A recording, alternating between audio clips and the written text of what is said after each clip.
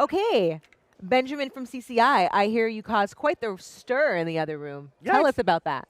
I told the truth, and apparently that is a challenge, an issue for folks. So, Yeah. look, we're in trouble here in Canada. Yeah. Our prosperity, our future is really in question, and right now we need to actually have hard conversations about how are we supporting innovation, how are we building wealth and prosperity. Yeah. And if we bury our heads in the sand and we aren't able to have these conversations as a country, we're not going to be able to change things. Yeah. Let's talk productivity, because when Yeah. we're looking at the stats, we're seeing a huge decline in Canada, but we're seeing the US thrive. What is your take and insight on that? Yeah, so if you look at Canada's kind of growth model and how we sort of have been looking at what's called branch plant economics, where we try and bring in foreign multinationals to build, plants and other things like the big Honda announcement. Yeah. You're able to create jobs that pay salaries. But in an innovation economy, in the 21st century, real wealth and prosperity is actually in the ownership of an idea, right? So you think of something like Google, right, or Meta, right? They don't actually own like brick and mortar. They're not selling, Google cars or, it's in the algorithms. And so companies that actually own IP data are the ones that are generating wealth and prosperity. And so in Canada, we haven't been really good at that. We've really struggled to get companies from 10 million to 100 million to a billion. We kind of are really good at ideas, but we're not good at the commercialization component. And so going forward, how do we do more what the Americans are doing, which is commercialize things, get things going that are able to create wealth and prosperity? Yeah, and when we're seeing a decline in productivity, what do you think is like the huge driving factor in that result? Yeah, so if you look at things like wages, right, they've been stagnant in Canada for really the last 20 years. Yeah. And the last, I would say, 8 years has really been an indicator that growth has stalled. And what I think is driving that is the fact that we didn't and haven't been able to build successful companies. And so the reality of wages declining around things like labor, the humanoids are coming for us in terms of the robots being, replacing some of those aspects. Yeah.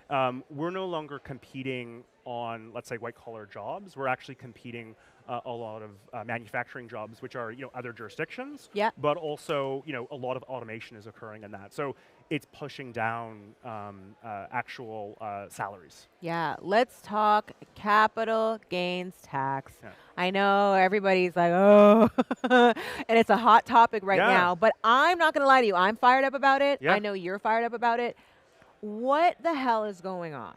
Let's start there. Yes, so cap gains is, I would say, a symptom, not a cause of kind of the moment that we're in. Yeah. And I view it really as the straw that broke the camel's back in terms of what it means about this government and where they've been kind of aiming and directing. And so to kind of break all that down, that mumbo jumbo for you,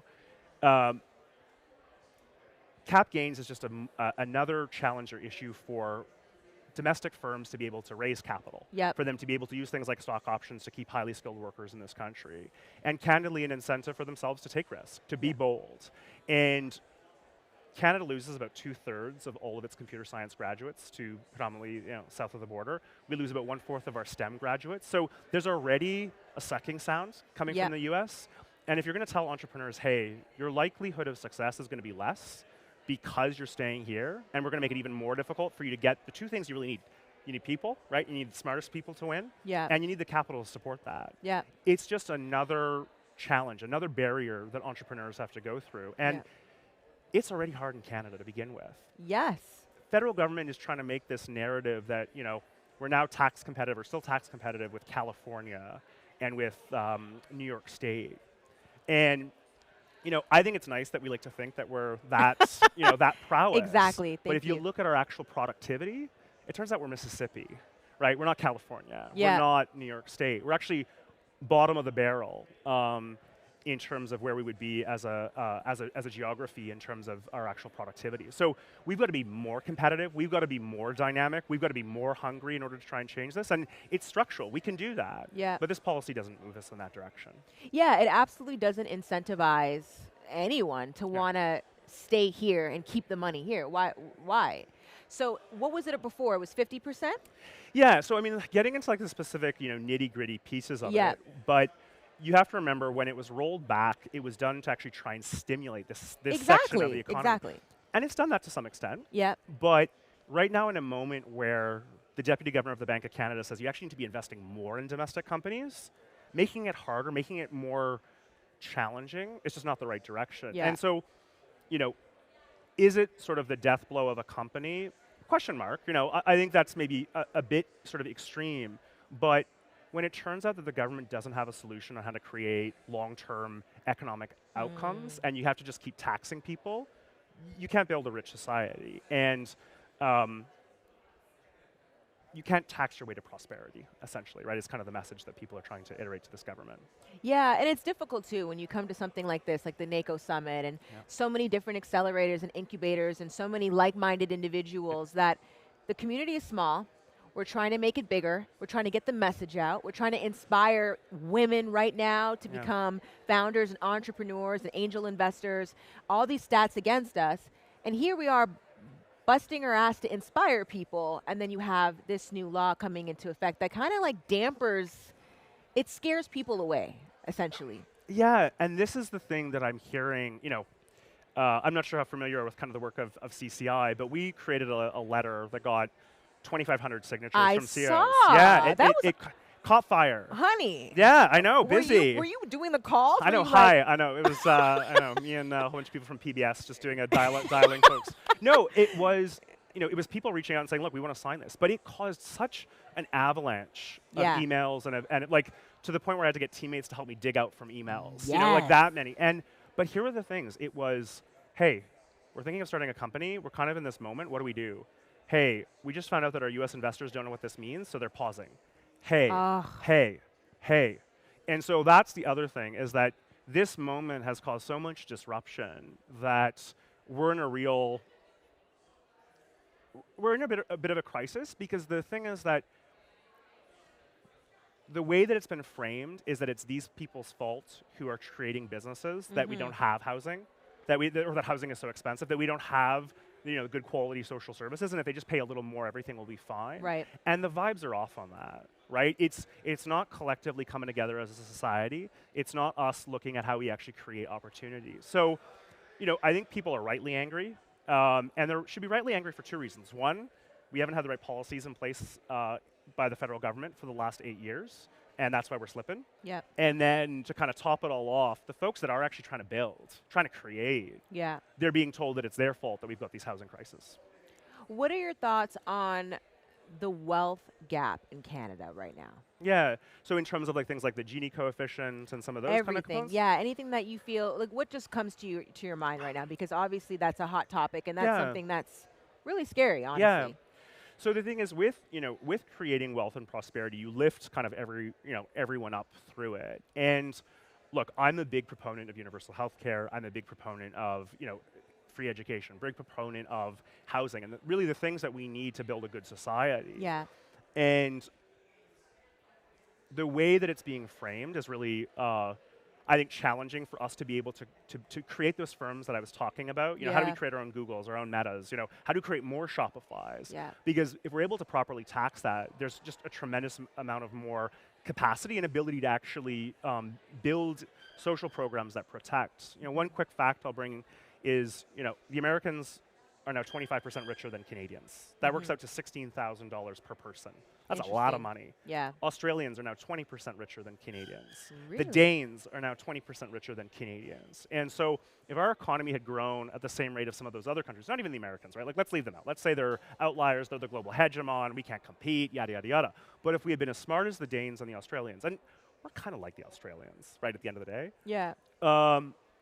There would be an additional $500 billion in our economy. Wow. Right? And so imagine that amount of money circulating in our economy. Imagine that amount of taxation that would come from that, right? And we have high tax rates, right? And I think, you know, what entrepreneurs and what the business community, I think, really struggled with is that rather than having a debate about how we kind of move forward together, it was really pinned on them. Because I think anyone who stays in Canada believes in the society that we're building. It's easier to go to the US. It is. So those that are staying for a reason.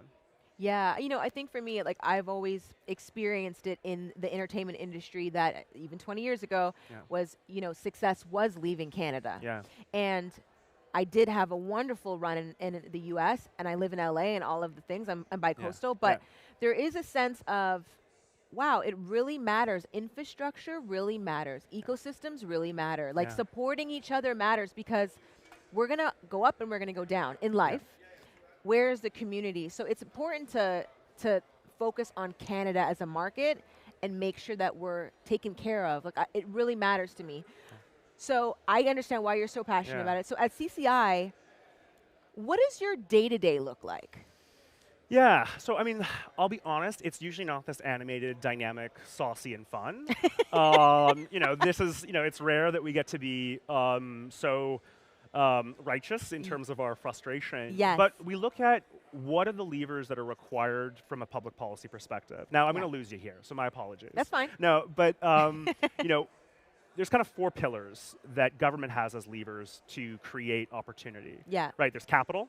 So how's the government funding and supporting organizations through things like SHRED or IRAP or different government programming funding, right? Yeah. And is that money creating the outputs that we want? And one thing that we're looking at right now, and this is now I'll definitely lose you, so apologies, but on SHRED, so it's a $4 billion a year tax credit that the government creates, and 18,000 companies receive it. It turns out that of those 18,000 companies, only a handful of what are predominantly foreign multinational firms receive about 50% of it, or $2 billion.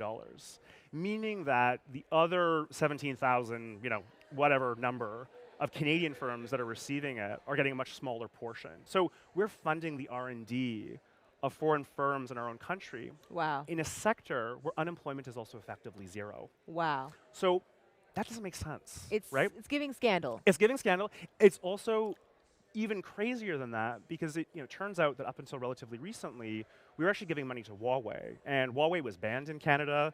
Huawei is being viewed as an adversarial firm in Canada because of its close relationship with the Chinese government. And so not only are we supporting the R&D of foreign firms, but also foreign firms that don't have our best interests at heart and are not just about getting us better services. So that's just like capital. But then there's a whole bunch of other areas where we can kind of walk through.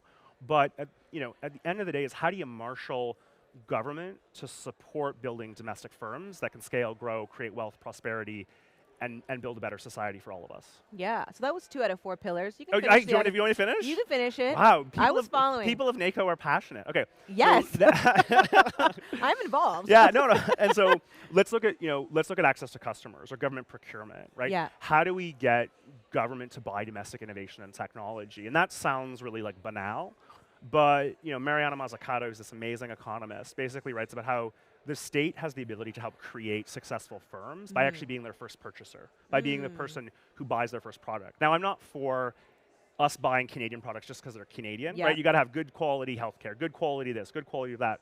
But on balance, when it's maybe a new technology, right? On balance, when they're roughly the same, how do we tilt that in favor of domestic firms? All other nations do it. US is doing it right now with a lot of the Buy America pieces. And I'm not for us for autarky or shutting down the border, but how do you help support domestic firms be able to sell? Because one of the things that's kind of crazy is just, let's take healthcare as an example, right? Ontario is the largest procurer of healthcare, I think, in the world because it's a single payer system. Yeah. I think it's over, it's either $100 billion or $200 billion. No, it's $100 billion. I think it's $200 billion nationally. Anyway, but that is a huge amount of purchasing power, right? And how do you get amazing technologies that are coming out of places like the University of Waterloo, University of Toronto, and actually creating opportunity there? And so, on something like procurement, we've joked at CCI it's the year of procurement because it really matters as a policy tool. So that's one, the other one. And then the last is what we call freedom to operate. So these are things like IP, data, standards and regulations. What are the tools that we use in the intangible economy to protect and create wealth and opportunities? And Canada's been kind of a lagger in terms of understanding how those impact, and then how do we build new institutions to support them? Yeah, I mean, the third pillar that you said was essentially Canadians supporting Canadians, because we see it in other countries, we're very supportive. I always go back to entertainment as an example, but it's like when we watch our Canadian TV shows and we're like, this looks Canadian, we don't want to watch it. Or, I mean, for me, I've been a benefit of Canadians supporting Canadians because there was an entire infrastructure with CanCon and music. 100%. And, it's dwindled since then or whatever, but when I started, it was a thing. Like 40% of music on the radio had to be Canadian, and it forced me to be mindful of when I'm spending money on making music, I was making sure I was in Toronto and not running to LA to do it, which was an easy thing to do. Yeah. It made you want to stay in Toronto. It made you want to, reach out to producers and writers and include them.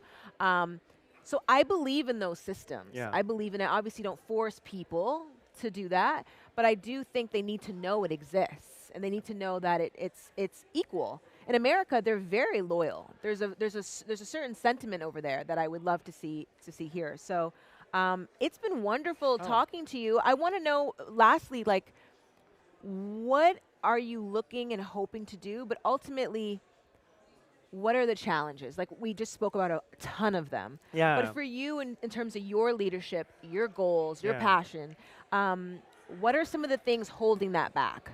Yeah, so I think, look, as a country, I think that we've got to kind of wake up to the reality we find ourselves in, that we really are struggling, and that continuing down the same path isn't going to get us anywhere new. And saying the hard truths can be hurtful, and saying the hard truths can make people uncomfortable. It calls into question, programming, certain organizations, people who have spent years building something and feeling like, yeah, it didn't work, but we got to move on, right? Innovation is about, failing fast, and picking yourself up and going and trying something new. And I think that for me is kind of a big concern about Canada is, are we too polite? Do we have some of these really entrenched narratives about how we got to go along to get along, rather than be like the Americans, which are a little more punchy, a little more direct, and allow things to fail and allow things to move on.